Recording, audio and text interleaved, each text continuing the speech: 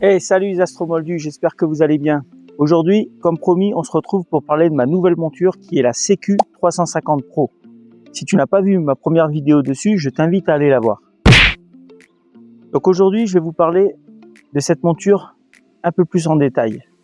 Alors, pourquoi faire cette vidéo? Tout simplement, j'ai envie de partager déjà mon avancée dans le milieu de l'astrophoto et aussi de vous donner des informations. Moi, comment j'ai fait pour choisir cette monture? J'ai regardé des vidéos sur YouTube. Malheureusement, il n'y en a pas en français sur ce modèle. Donc, l'avantage d'avoir des vidéos sur YouTube et d'avoir beaucoup d'informations, c'est si vous vous posez la question d'acheter cette monture, vous allez avoir beaucoup d'infos dessus et donc de savoir si cette monture est faite oui ou non pour vous. Et tout d'abord, nous allons commencer naturellement par ce qui tient la monture au sol. Moi, vous l'avez déjà vu dans la vidéo précédente, elle tient sur une colonne en béton, mais j'ai acheté la monture avec le trépied. Nous allons voir tout de suite ensemble quel est ce trépied. Donc voici le carton dans lequel Skywatcher vous envoie le trépied. Donc c'est du costaud, c'est du solide, hein. On va tout de suite l'ouvrir.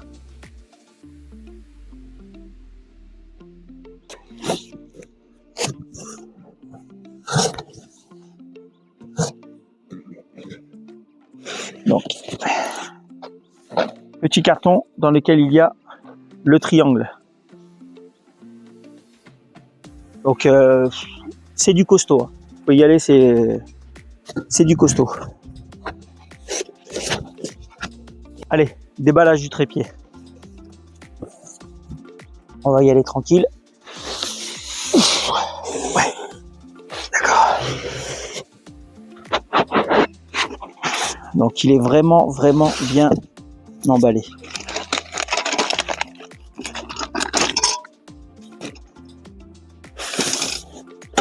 Ok.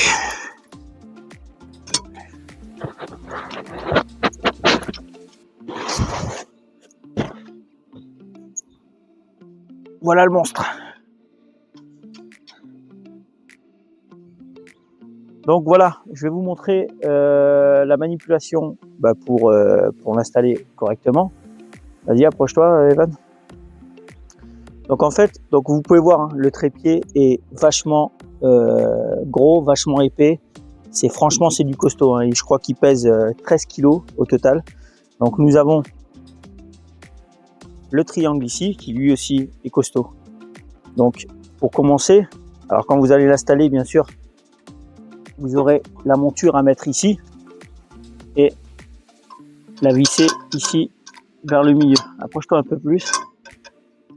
Voilà. Ici, vous pouvez voir, tiens, filme Evan, il y a des genres de pads en plastique. Et franchement, c'est top quand vous avez la monture dessus, quand vous faites vos réglages. Franchement, la monture poulie super bien avec ces pads là. Donc c'est assez sympa. Vous avez aussi le niveau à bulles qui a l'air d'être très précis aussi, hein. Lui, j'ai regardé avec le niveau, franchement, il est correct. Donc, on met le triangle. Alors, petite subtilité, petite question à Skywatcher. Vas-y, rapproche-toi, Evan. Pour les possesseurs de cette monture, sachez une chose, on ne comprend pas pourquoi. Parce que Michael, celui qui me l'a vendu, m'en a parlé. Et j'ai vu sur les forums une personne qui le disait aussi. Donc, je pense que c'est... Pourquoi Skywatcher, vous avez fait ça? Vous allez nous le dire tout de suite. Quand je visse à fond ma vis, là, je peux plus la visser. Vous voyez, là, je suis à fond. Eh ben, mon triangle ne colle pas. Je suis obligé de rajouter des rondelles, toute une série de rondelles. Vas-y, rapproche-toi, Evan. Vous voyez, rapproche-toi ici, là. Je suis obligé de rajouter des rondelles au-dessus pour pouvoir coller mon trépied. Alors, est-ce que c'est un défaut? Est-ce que c'est un oubli Skywatcher? Écoutez, Skywatcher, répondez-nous. Ça nous fera plaisir.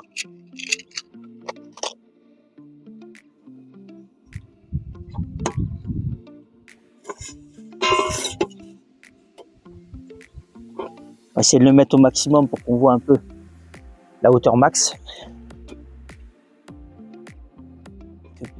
Alors, le système de frein du trépied est très solide.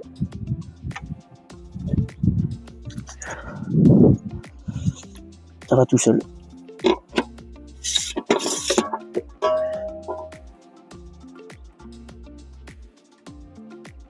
Donc voilà le trépied une fois monté. Donc comme je vous le disais, c'est quelque chose de très robuste. Il faut savoir que c'est aussi un trépied qui est utilisé par l'EQ8, qui est une plus grosse monture que la CQ 350. Donc forcément, ce trépied est très très robuste, très costaud. Donc les tubes font 7 cm et la hauteur max, une fois que j'ai monté, est à 106 cm. Voilà. Donc la question reste toujours sur le fait que la vis ne monte pas entièrement. Alors je sais qu'une fois montée la monture, parce que là c'est pas monté entièrement, vous voyez, il y a la vis qui est pas montée entièrement. Normalement elle doit monter au moins jusque là pour rentrer dans la monture, mais même j'ai essayé avec la monture, il y a quand même un jeu, on est obligé d'y rajouter des rondelles.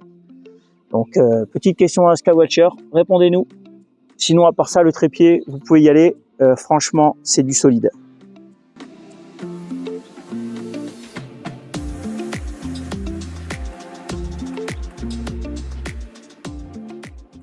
Donc nous venons de voir le trépied de cette CQ 350 Pro. Et oui, je sais ce que vous vous dites. Vous vous dites, Astroboldu, c'est bien le trépied, mais c'est pas ça qu'on veut, nous. Nous, ce qu'on veut, c'est voir cette CQ 350. Alors d'accord, c'est ça que vous voulez? Alors je vais vous le donner. Et c'est tout de suite.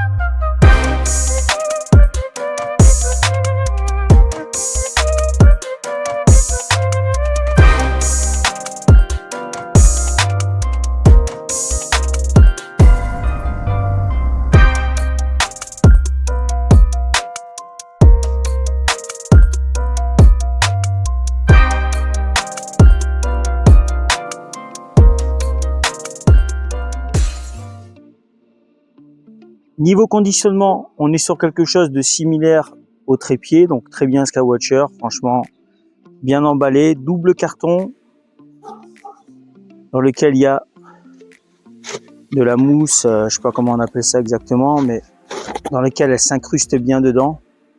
Voilà, donc vous voyez, c'est nickel quoi, nickel. Donc pour commencer, première chose à dire sur cette monture, on notera l'emplacement donc du télescope sur cette platine qui accueille aussi bien l'Osmandy que Vixen. Donc moi je suis monté en Vixen, donc franchement rien à dire, top du top, avec les deux gros boutons pour serrer, franchement top. Donc pour la barre de contrepoids, donc c'est une grosse barre, hein, on peut mettre des poids avec des trous de diamètre 32 dessus. Donc franchement elle mesure à peu près 40 cm de long. Rien à redire là-dessus, franchement ça se fixe bien. Alors par rapport aux autres montures, la seule différence c'est qu'elle se fixe avec deux vis BTR qui sont ici. Voilà. Alors j'ai lu qu'il y en a certains sur des forums qui se plaignaient parce que ça bougeait. Moi franchement je les ai serrés, ça bouge pas d'un poil. Il y a aussi une grosse différence sur cette barre de contrepoids, c'est qu'on peut la mettre aussi bien droite comme vous la voyez ici, et on a la possibilité aussi de la mettre penchée. Ce qui a le gros avantage de pouvoir cibler des cibles qui sont très basses sur l'horizon. Donc là on a quand même une mobilité aussi qui est pas mal, hein, qu'on retrouve pas sur les autres montures par exemple. Au niveau des contrepoids, donc une fois qu'ils sont serrés, franchement ils bougent plus. Il faut vraiment bien les serrer, aucun souci là-dessus. Au niveau réglage de l'azimut et de latitude, franchement, encore une fois, bravo pour cette monture, parce que franchement, sur les autres montures, c'est la galère. Sur cette monture-là, on retrouve pour la latitude un énorme bouton, regardez, de réglage. Franchement, c'est top du top. L'hiver, avec des gros gants, vous faites votre réglage sans problème. Deux petites vis aussi avec des boutons, donc des manettes ici. Vous voyez, franchement, on les attrape super bien. Franchement, niveau réglage, j'ai fait ma mise en station. Elle est top du top. À noter qu'une fois que vous avez fait vos réglages, vous avez bien entendu ces vis-là à resserrer. Voilà, on a une vis ici. On a une vis là, en fait, qui vous bloque vos réglages et qui maintient vraiment la monture bien fixée sur son support. Vous voyez, de chaque côté, vous avez les vis ici. Alors bien entendu, quand on les resserre, il faut y aller mollo de chaque côté, sinon ça vous fait bouger un petit peu votre réglage. Mais sinon, franchement, ces réglages-là, top. Au niveau des freins de la monture, alors nouvelle conception ici, hein, c'est pas du tout la même chose qu'auparavant. En fait, c'est des freins style embrayage. Donc en fait, si vous voulez, normalement, vous avez des vis, des molettes sur lesquelles plus vous serrez la molette, plus vous freinez. Ici, ça se passe pas comme ça. C'est-à-dire, une fois que vous avez mis votre frein, c'est soit vous l'avez mis, soit vous l'avez pas mis. Il n'y a pas d'entre les deux. Et franchement, la nouvelle conception est plutôt pas mal sur cette monture. Donc vous voyez, il y a un double loquet si vous voulez. On a une première sécurité en tirant dessus et en tournant. Voilà. Donc là, j'ai déverrouillé le frein. Et ensuite, pour vraiment le déverrouiller, vous avez juste à prendre la manette et le déverrouiller sur on. Donc là, vous voyez, le frein, il n'y est plus. La monture tourne. Voilà. Donc au début, c'est un peu la galère parce qu'on n'a pas l'habitude, mais on prend très vite le pli. Et franchement, une fois qu'on a le pli, c'est plutôt pas mal. À noter aussi que sur ce type de frein, là je freine, ça marche bien. Si les engrenages ne sont pas face à face, vous n'arrivez pas à lever votre loquet là. Donc de temps en temps, il faut... attendez, je vais essayer de le faire là. Je bouge un peu la monture. Bon là, elle freine bien. Mais de temps en temps, ne pas hésiter à bouger un peu l'engrenage. Ne pas y aller comme un bourrin, quoi. Voilà, ne pas y aller comme un bourrin. Mais franchement, ça marche bien. Gros point positif aussi, c'est que vous avez les deux freins sur le même côté. On a tous galéré en faisant un peu comme le jeu Twister, là je crois que c'est ça qu'on appelle ça. Il faut se contentionner pour aller chercher le frein à droite, aller chercher le frein à gauche avec l'autre main. Là vous avez tout sur le même côté. Donc c'est assez sympa. Vous vous positionnez comme ceci. Vous déverrouillez les freins. Donc du même côté, ce qui est bien. Voilà.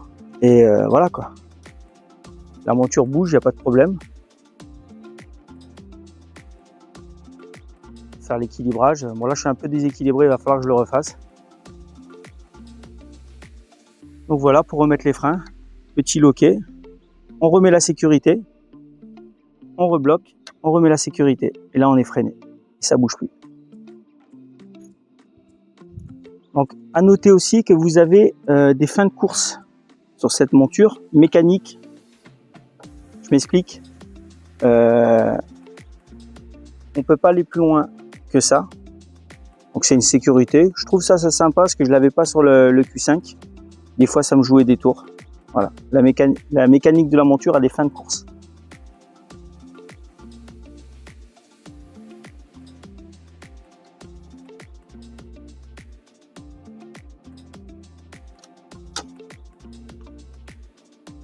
Cette monture pèse à peu près 18 kg. Le trépied fait quant à lui 15 kg, ce qui lui fait un poids total environ de 33 kg. Mais elle peut supporter plus de 35 kg de charge.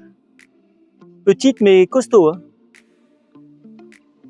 À noter que sur cette monture, il n'y a pas de viseur polaire intégré. Il existe en option à peu près 90 €. Alors on peut discuter sur le fait que pourquoi Skywatcher n'a pas tout de suite mis le viseur polaire équipé dedans. Bon bah à vous de voir. Moi perso j'en ai pas besoin parce que j'utilise l'ASIR, donc je fais ma mise en station avec l'ASIR. Mais bon, on peut quand même se poser la question. Alors si vous commandez la CQ350 Pro, voici ce qu'il y a un peu dans le package. Donc on retrouve la raquette Syscan, un cordon d'alimentation allume-cigare. Alors si comme moi vous la branchez à un secteur, il vous faudra le cordon d'alimentation prise secteur avec une alimentation de 5 ampères, ce qui est préconisé. Donc c'est livré aussi avec un cordon de déclenchement et 2 contrepoids de 10 kg. Et surtout, faites attention, normalement, il y a la monture aussi dedans. Si elle n'y est pas, c'est qu'il y a un souci.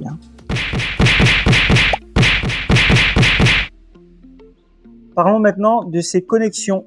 Donc sur le premier panneau qui est en façade de la monture, on peut retrouver l'alimentation générale de la monture avec son bouton on-off, une LED rouge qui nous indique l'état actuel de la monture. Donc exemple, quand elle reste fixe, c'est que tout va bien. Quand elle clignote, c'est que l'alimentation commence à être faible. Donc on a pas mal d'indications là-dessus. On retrouve aussi une fiche USB pour le contrôle de la monture par ordinateur, une entrée N-Control donc pour brancher la raquette Syscan ou le dongle Wi-Fi, parce que cette monture n'a pas le Wi-Fi d'origine. Donc si vous voulez le Wi-Fi, il faut acheter le dongle Skywatcher. Il y a aussi une entrée d'autoguidage ST4 et pour finir, on retrouve le port Snap pour le déclenchement d'APN. Sur la deuxième partie, nous avons une entrée pour l'alimentation des 3 alimentations accessoires du haut. Donc vous avez bien entendu, vous avez besoin d'une alimentation générale de la monture pour les moteurs et aussi d'une autre alimentation, donc une deuxième alimentation, si vous voulez alimenter des accessoires par le biais des fiches qui se trouvent sur la queue d'aronde. Donc c'est assez bizarre, je trouve, d'avoir fait 2 alimentations. J'aurais préféré personnellement avoir une alimentation pour l'ensemble de la monture. Donc je ne sais pas si quelqu'un sait pourquoi Skywatcher a préféré faire cela. Donc on a une entrée USB 3 ainsi que 3 entrées auxiliaires RJ10, RJ12 et RJ45. Pour finir, au niveau de la queue d'aronde, nous retrouvons aussi les alimentations donc, que je vous parlais tout à l'heure des accessoires, les 4 sorties USB 3 ainsi que 3 entrées auxiliaires. Donc on a quand même une très bonne connectivité sur cette monture. Dommage tout de même qu'il faut qu'on ait 2 alimentations pour alimenter l'ensemble de la monture. Et aussi petit bémol aussi sur le fait qu'on retrouve en façade l'alimentation des câbles comme ça en façade, c'est jamais bon. Quand la monture tourne, on a toujours peur que les câbles se prennent dedans. À noter que sur mes tests, je n'ai eu aucun souci. D'un point de vue mécanique, on est sur les dernières innovations donc de la marque Skywatcher. On a des roues dentées avec des vis sans fin sur un berceau mobile qui lui reste en pression constante et qui est donc normalement sans jeu avec une transmission par courroie synchrone. L'erreur périodique est donc censée être très faible d'après Skywatcher.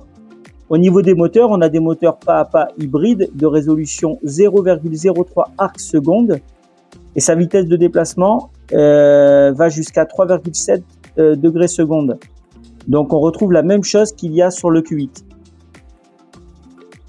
Alors oui, c'est bien beau de dire les moteurs, 0 arc seconde, tout ça. Je suis d'accord avec vous, Ce qu'il faut, c'est la tester maintenant. Donc là, dans ma configuration, je suis actuellement à peu près 10 kg. Donc on est à un tiers de sa capacité. Ce que je vous propose maintenant, c'est qu'on aille la repousser dans ses retranchements, de voir comment elle suit, comment elle se comporte. Et c'est maintenant. Donc on se retrouve pour le test de la CQ350. Et tout d'abord, ce qu'on va faire, c'est qu'on va vérifier l'équilibrage. Donc pour faire l'équilibrage, vous mettez tous vos accessoires comme si vous allez shooter. Ne pas oublier de retirer les bouchons. Donc on fait l'équilibrage et je vous reprends après.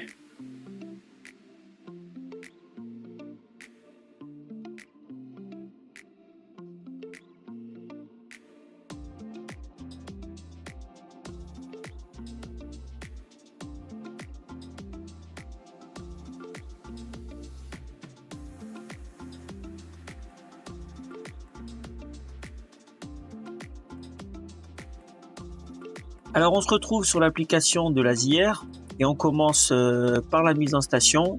Donc vous voyez avec un total d'erreur de 0,40 degrés, ce qui est bien ou pas. Dites-moi ce que vous en pensez, si je peux faire mieux ou pas.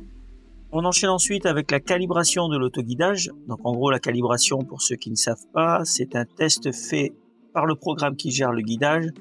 En gros, il va faire tourner la monture dans un sens puis dans l'autre pour être le plus précis possible. Donc il va faire des tests. Je fais la calibration sur le croisement de l'axe du Nord et de l'équateur. J'en profite pour vous dire, je suis encore jeune dans ce milieu de l'astrophotographie et n'hésitez surtout pas à me donner des conseils pour améliorer mon autoguidage. Ça sert à ça aussi les réseaux sociaux, à partager et à évoluer tous ensemble. Donc j'en profite encore pour remercier toutes les personnes qui m'ont aidé dans ce milieu. Et surtout, si vous avez des questions à me poser, n'hésitez pas à me laisser des commentaires. Je me ferai un plaisir d'y répondre. Si je peux vous aider, ça sera vraiment avec un énorme plaisir de le faire. Donc, j'ai une dérive au niveau de l'équilibrage que je n'arrive pas à compenser. Je ne veux pas vous cacher, sur la CQ350, avec le 150-750 de chez Skywatcher, c'est une vraie galère à équilibrer.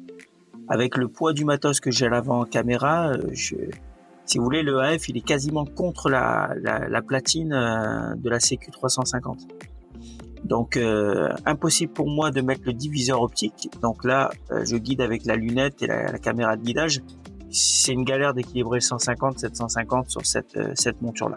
Le choix de la cible pour ce test sera C11. Donc, c'est la nébuleuse de la Bulle qui se trouve actuellement en plein nord à environ 70 degrés. J'en profite pour vous montrer le petit time-lapse que j'ai fait durant la soirée. Alors je sais, c'est pas l'idéal. On a encore la lune, on avait encore des nuages. Mais bon, on fait comme on peut, puis au moins on pourra pas dire qu'on l'a pas repoussé dans ses limites. Skywatcher n'a qu'à bien se tenir.